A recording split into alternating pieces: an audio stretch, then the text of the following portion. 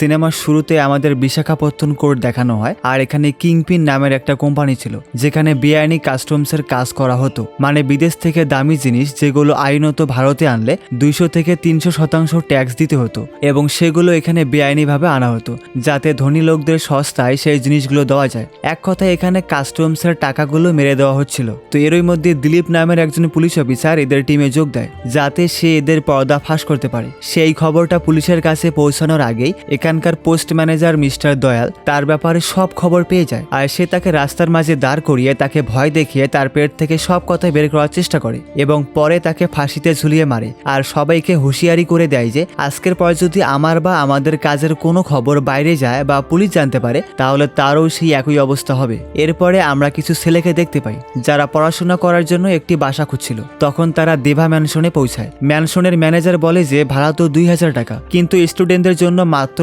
700 টাকা, আর খাওয়া দাওয়া একদম ফ্রি। কিন্তু এখানের কিছু নিয়ম আছে, তোমরা এখানে কোনো নেশা করতে পারবে না, অর্থাৎ ড্রাগস, অ্যালকোহল এসব কিছুই অ্যালাউড না। আর এর বড় কারণ হলো তাদের বড় ভাই এসব করতে বারণ করেছে। আর একটা টেলিফোনও আছে যেটা শুধুমাত্র বড় ভাই ব্যবহার করেন, এবং বড় ভাইয়ের নাম হলো দেবরাজ, যাকে সংক্ষেপে বলা হয় দেবা। তো আজকে তার জন্মদিন ছিল, আর জন্মদিনের পার্টিতে সবাই ভাবে যে একটু মদ খাওয়া যাক, তাই তারা এসে দেবার কাছে এই ব্যাপারও অনুরোধ করে। তখন দেবা রাজি হয়ে যায় আর বলে ঠিক আছে, তোমরা একা একা খেলে কি আর মজা হবে, চলো সবাই একসাথে খাই, যার কাছে যা স্টক আছে সব নিয়ে এসো, তারপর সবাই মিলে মজা করবো। তো যার কাছে যেখানে যা একটু আধটু মদের স্টক ছিল সে বেচারা সব খুঁজে পেতে নিয়ে আসে আর একটা বড় পাত্রে ঢেলে দেয়, আর দেবরাজ এসে সেই পাত্রে একটা লাথি মেরে পুরো পাত্রটাই মাটিতে ফেলে দেয়। আসলে এটা ছিল তার একটা কৌশল যাতে কেউ আর মদ না খায়, কারণ 30 বছর আগে সে কাউকে কথা দিয়েছিল যে আমি নিজেও মদ খাবো না আর কাউকে খেতেও দিব না, মানে তার আশ্রয়ে যারা থাকবে তাদের। আর এই প্রতিজ্ঞাটা সে কেন করেছিল সেটা আমি তোমাদের পরে বলছি।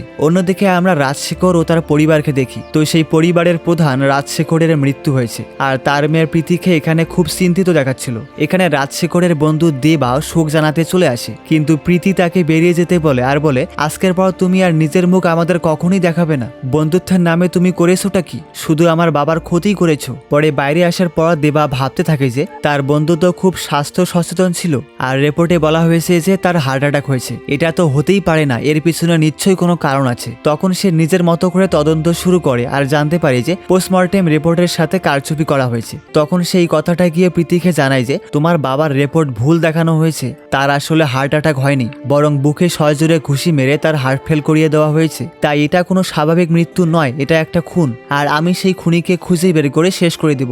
এর জন্য আমার তোমার সাহায্য দরকার, তাই আমাকে তোমার বাবার ব্যাপারে বলো যে তার শত্রু কারা কারা ছিল। তো এখানে প্রীতি বলতে শুরু করে যে অনেকদিন আগে আমার বাবা মোবাইল ক্রিমেটর নামের একটি মেশিন বানিয়েছিলেন, আর মোবাইল ক্রিমেটর হলো এমন একটা যন্ত্র যেখানে দেহ রেখে পুড়িয়ে ছাই করে দেওয়া হয়, এর ফলে দূষণও কম হয় আর জায়গাও বাঁচে। তাই আমার বাবা একটা ক্রিমেটর চেয়ার বানিয়েছিলেন যাতে কোনো মানুষকে বসিয়ে কিছু কেমিক্যাল দিয়ে আর ইলেকট্রিক শক দিয়ে কয়েক মিনিটের মধ্যেই দেহকে ছাই করে দিতে পারে। তবে আমার বাবা চেয়েছিলেন এই মেশিনটার পেটেন্ট সরকারকে বিক্রি করে দিতে, কিন্তু সরকার এই পেটেন্ট নিতে বারণ করে দেয়। তারা জানায় যে তুমি মেশিনটা ভালো কাজের জন্য বানালেও যদি এটা কোনো খারাপ মানুষের হাতে পড়ে তাহলে এটা দিয়ে সে অপরাধমূলক কাজ করতে পারে এবং সব প্রমাণ মুছে ফেলতে পারে, আর যদি দেহই না থাকে তাহলে শনাক্ত করা যাবেই না যে কে তাকে মেরেছে। তাই তোমার এই মেশিন সমাজের লাভের থেকে বেশি ক্ষতিকারক। তো ঘটনাটা হলো পোর্টের মালিক সাইমন। দয়াল তো শুধু তার ম্যানেজার ছিল, আর সাইমনের ছেলে অর্জুন যে তার বাবার এই নোংরা ব্যবসায় আসতে চাইতো না, তাই সে কাস্টম অফিসার হয়ে যায়। তো একদিন অর্জুন তার বাবাকে জানায় যে রাজশেখর নামের একজন কাস্টমের মাধ্যমে বেআইনিভাবে বিদেশ থেকে কিছু জিনিসপত্র আনিয়েছিল, যাতে আমিও তাকে সাহায্য করেছিলাম, আর সেই লোকটা একটা মোবাইল ক্রিমেটর চেয়ার বানিয়েছে। তো আপনি চাইলে সেটার সাহায্যে আমরা দেহগুলোকে গায়েব করে দিতে পারি, মানে আমরা যাকে মেরে ফেলবো তাকে সহজেই গায়েব করতে পারবো। তাই এবার সাইমন রাজশেখরের কাছে পৌঁছায় আর তাকে দেহ গায়েব করতে বলে। তো প্রথমে সে রাজি না হলেও টাকার প্রয়োজন থাকায় আর নিজের মেয়েকে ডাক্তার বানানোর জন্য সে এই কাজটা করতে রাজি হয়ে যায়। এরপর প্রায় তার কাছে দেহ আসতে থাকে, আর বাবা মা মিলে সেই দেহগুলো গায়েব করে দিত। কিন্তু দেবা তখনও কিছু বুঝতে পারছিল না যে যদি রাজশেখর সাইমনের জন্য এতই কাজের লোক হয় তাহলে সাইমন তাকে বাঁচানোর বদলে মারলো কেন। আর এই সত্যিটা জানার জন্য দেবা তাদের পোর্টে কাজ করতে চলে যায়। সেখানে কাজ করতে করতে দেবা জানতে পারে যে সাইমনের বিরুদ্ধে সাক্ষী দেওয়ার জন্য যদি কোনো পুলিশ আন্ডার কভার হয়ে আসতো তাহলে সাইমন তো তাকে মারতই, এর সাথে তার একটা সাইড বিজনেসও চলছিল যেটা অঙ্গ পাসারের, আর সেখান থেকেও সে ভালোই কামাতো এবং সে গরিবদের চাকরির লোভ দেখে এখানে নিয়ে আসতো। তারপর তাদেরকে ভালো হোটেলে রেখে ভালো মন্দ খাইয়ে 15 থেকে 20 দিন পর তাদের পুরো বডি চেক আপ করিয়ে ব্লাড গ্রুপ দেখে দরকারি অঙ্গগুলো বের করে নিত। তারপর তাদেরকে মেরে ফেলে সেই অঙ্গগুলো ব্ল্যাক মার্কেটে বিক্রি করে দিত। আর এভাবে কিংপিন কোম্পানি প্রচুর টাকা কামাচ্ছিল। তো একদিন সাইমন জানতে পারে যে কোনো একজন পুলিশ তাদের খবর সরকারের কাছে পৌঁছে দিচ্ছে, তাই সে ওই ইঁদুরটাকে খুঁজতে বলে। আর সেই ইঁদুরটা আর কেউ নয়, তারই ম্যানেজার দয়াল। তখন সাইমন রেগে গিয়ে তার মাথায় হাতুড়ি দিয়ে মারতে থাকে, আর তারপর তার দেহটাকে গায়েব করার জন্য দেবাকে ডেকে পাঠায়। এবার সাইমন তাকে বলেছিল দেহটা পুলিশ স্টেশনের পাশের জমিতে পুঁতে দিতে, কিন্তু তখনই সেখানে বৃষ্টি শুরু হয় আর ভিতরে পড়ে থাকা দয়াল বেঁচে ওঠে। দয়াল বলে, না আমাকে মেরো না, আমার বউ বাচ্চা আছে, আমিও পুলিশে ছিলাম আর সাইমনের তথ্য ফাঁস করার জন্য এখানে এসেছিলাম। তাই দেবা তখন সাইমনকে মিথ্যে বলে দেয় যে সে দয়ালকে মেরে ফেলেছে, কিন্তু তখনই সাইমন তাকে একটা ভয়ঙ্কর সত্যি জানায়। সে বলে তোর বন্ধু রাজশেখরকে যে মেরেছিল সে আর কেউ নয়, স্বয়ং দয়াল ছিল। আর এই কথা শুনে দেবার মাথা ঘুরে যায়, কারণ সে যাকে বাঁচিয়েছে সেই তার বন্ধুর খুনি। কিন্তু শয়তান দয়াল আর একটা শয়তানি করে, সে প্রীতিকে তুলে নিয়ে যায় আর দেবাকে ব্ল্যাকমেল করে যে তোর বন্ধুর মেয়েকে যদি অক্ষত চাস তাহলে তোকে আমার কিছু কাজ করে দিতে হবে। আসলে দয়াল এতদিন সাইমনের সাথে কাজ করে প্রচুর টাকা সম্পত্তি আর সোনা জমিয়েছিল, তাই সে দেবাকে দিয়ে সেই সবকিছু উদ্ধার করায়। অন্যদিকে অর্জুন যে কাস্টম অফিসার ছিল সে রেবতী নামের একটি মেয়ের প্রেমে পড়ে আর তার সাথে পালিয়ে যাওয়ার জন্য বাবার কাজ ছেড়ে দিতে চায়। তখন দেবা তাকে এই ব্যাপারে সাহায্য করে, কিন্তু রেবতী নামের সেই মেয়েটাই বিশ্বাসঘাতকতা করে।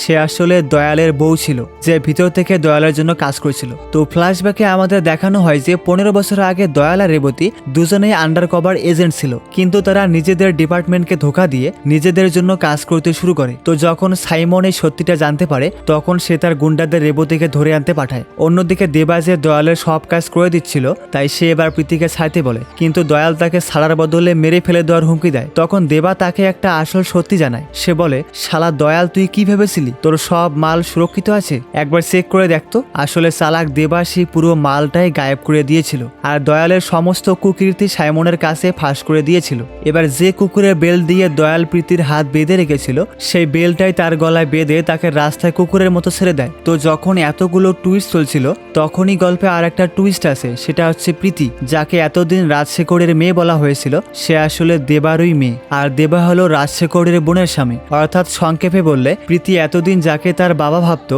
সে আসলে তার মামা ছিল। তো প্রীতি জানতে পারে যে তার বাবা অর্থাৎ মামা বলেছিলেন যদি তার কোনো বিপদ হয় তাহলে সে যেন একটা নম্বরে ফোন করে, সেটা হচ্ছে 5821, আর এই নম্বরটা ছিল কুলির মানে দেবার। অন্যদিকে দয়াল দেবাকে মারার জন্য গুন্ডা পাঠিয়েছিল, কিন্তু দেবা মেনশনে সে তার 18 জন কুলি জড়ো করে রেখেছিল। আর তখন 18 নম্বর রুম থেকে বেরিয়ে আসে কালিসা, যে ছিল একজন ভয়ঙ্কর কুলি। তখন এখানে একটা দারুণ ফাইট সিন হয়। পরে ফোনের মাধ্যমেই দেবা জানতে পারে যে প্রীতিই তার মেয়ে, কারণ টেলিফোন নম্বরটা শুধু তার মেয়েরই জানার কথা। এদিকে এরই মধ্যে সাইমন রেবতী আর প্রীতি দুজনকেই ধরে ফেলে, আর এই মুহূর্তে সাইমন দেবাকে ভিডিও কল দেয় এবং তার রেবতীকে মেরে ফেলার হুমকি দেয়। দয়াল তখন বলে, প্লিজ ওকে মেরো না, আমাকে আর একটা সুযোগ দাও। কিন্তু সাইমন বলে, তুই আমার সাথে বিশ্বাসঘাতকতা করেছিস, তাই এর শাস্তি তোকে পেতেই হবে। তাই সে এবার রেবতীকে মেরেই ফেলে। আর যখন প্রীতিকেও মারতে যাচ্ছিল কিন্তু তখনই আমাদের কুলি চলে আসে আর দুজনের মধ্যেই ফাইট শুরু হয়। তখন সাইমন বারবার বলছিল যে আমি তো তোকে কোথাও দেখেছি, কিন্তু সাইমন কোনো কিছুই মনে করতে পারছিল না। আর অবশেষে দেবা তাকে মেরেই ফেলে। এবার দেবা যখন তার মেয়েকে বাঁচিয়ে বেরিয়ে যাচ্ছিল তখনই সিন্ডিকেটের সদস্যরা অর্থাৎ কিংপিন কোম্পানির পার্টনাররা এসে তাদের পুরো পরিবার আর ওই 18 জন কুলিকে তুলে নিয়ে যায়। আর এখানে সিন্ডিকেটের আর এক বড় সদস্য দাহাকে দেখানো হয়, আর এই ভাইজান হলেন আমাদের আমির খান। তো আমির খানের খুব রাগ হচ্ছিল যে তার বিজনেস পার্টনার সাইমনকে এই লোকটা মেরে ফেলেছে। তাই সে যখন দেবাকে মারতেই যাবে এমন সময় তার মনে পড়ে যে এই লোকটা তো কোনো সাধারণ মানুষ নয়, এ তো ইউনিয়ন লিডার কুলি 5821, যাকে লোকে পাওয়ার হাউস নামেও চেনে। আর তখন আমাদের একটা ফ্ল্যাশব্যাক দেখানো হয়। আমরা দেখি কিংপিন কোম্পানি আগে জেভিয়ার নামের একজন চালাতো, সে বেআইনি মালপত্র ভারতে আনতো। একবার জেভিয়ার 400 জন কুলিকে একটি জাহাজে করে সৌদি পাঠিয়েছিল, কিন্তু তাতে ড্রাগস ছিল, ফলে সৌদির পুলিশ তাদেরকে ধরে ফেলে। তখন 400 জনের মধ্যে 100 জন বলে যে আমরা দোষ স্বীকার করে নিচ্ছি, যাতে বাকি 300 জনকে ভারতে ফেরত পাঠানো হয়। তবে জেভিয়ার চেয়েছিল ওই 100 জনকে মেরে ফেলতে, যাতে তার নাম খারাপ না হয়। কিন্তু ওই 100 জন কুলি জেভিয়ারের টিমের উপর চেপে পড়ে। পরে শেষে আমাদের দেবা এসে জেভিয়ারকে মেরে ফেলে। সেই সময় ছোট্ট দাহা সেখানে দাঁড়িয়েছিল, আর সে সব সময় চেয়েছিল দেবাকে নিজের টিমে নিতে। তাই আজ দেবাকে দেখে সে সেই প্রস্তাবটাই দেয়, কিন্তু দেবা রাজি হয় না। আর সে সিন্ডিকেটের হাতে ধরা পড়া তার লোকদেরও ছাড়িয়ে নেয়। পরে যাওয়ার সময় দাহা অর্থাৎ আমির খান দেবার জন্য একটা গিফট রেখেছিল, আর সেই গিফটটা হলো দয়াল। এবার দয়ালের জন্য এত বড় গর্ত করা হয় যে সে 7 জন্ম চেষ্টা করলেও আর বাইরে আসতে পারবে না। যাই হোক, মুভির শেষে আমরা দেখি প্রীতি দেবাকে ধন্যবাদ জানায় আর বলে, আজ থেকে কি আমি আপনাকে স্যারের বদলে আঙ্কেল ডাকতে পারি? তখন দেবা শুধু হাসতে থাকে, শুধু এটা ভেবে যে প্রীতি আজও জানতে পারলো না যে আমি তার আসল বাবা। আর এই সাসপেন্সের সাথেই মুভিটা এখানেই শেষ হয়। যাই হোক, সিনেমাটি তোমার কাছে কেমন লেগেছে, সাথে এক্সপ্লেনেশন কেমন হয়েছে জানাতে ভুলবে না কিন্তু। আল্লাহ হাফেজ।